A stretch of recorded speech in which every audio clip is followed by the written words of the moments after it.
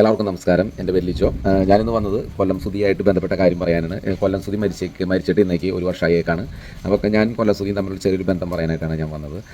വേറൊന്നുമല്ല, ഞാൻ ഫ്ലവേഴ്സിൽ വർക്ക് ചെയ്യുന്ന സമയത്ത് മേളം മറക്കാത്ത സ്വാദ് എന്ന് പറഞ്ഞൊരു കുക്കറി ഷോ ഉണ്ടായിരുന്നു. അതിൽ അവതാരകർ നമ്മുടെ നൗഷാദ് ഷെഫും ബെഡായി ബംഗ്ലാവിലെ ആര്യമായിരുന്നു. ഷൂട്ടുള്ളപ്പോൾ ഞങ്ങൾ പാലാരിവട്ടം ഫ്ലാറ്റിലാണ് താമസിച്ചിരുന്നത്.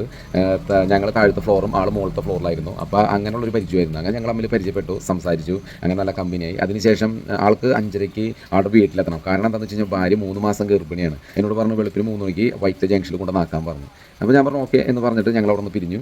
കറക്റ്റ് 3 മണിക്ക് അടുത്തായപ്പോൾ ആൾ വിളിച്ചിട്ട് ഞാൻ ആളെ വണ്ടിയിൽ കയറ്റിയിട്ട് നമ്മുടെ വൈറ്റിലയിൽ കൊണ്ടുവന്നാക്കി. കാരണം ഒരു ATM കയറി പൈസയൊക്കെ എടുത്തതിന് ശേഷം എന്നോട് കുറച്ച് നേരമൊക്കെ സംസാരിച്ച് ഞാൻ ആളെ വണ്ടി കയറ്റി വിട്ടു. വൈറ്റിലേക്ക് ചെന്ന് വണ്ടിയിൽ കയറ്റി വിട്ടിട്ടാണ് ഞാൻ തിരിച്ചു പോകുന്നത്. എന്നിട്ട് ആൾ വീട്ടിൽ ചെന്ന് കഴിഞ്ഞപ്പോൾ എന്നെ തിരിച്ചു വിളിക്കുകയും ചെയ്തു. ഞാൻ സേഫായിട്ട് എത്തിയെന്ന് പറയുകയും ചെയ്തു. അങ്ങനെയുള്ള ഒരു ചെറിയൊരു എക്സ്പീരിയൻസ് സുധിയായിട്ട് എനിക്കുണ്ടായിരുന്നു.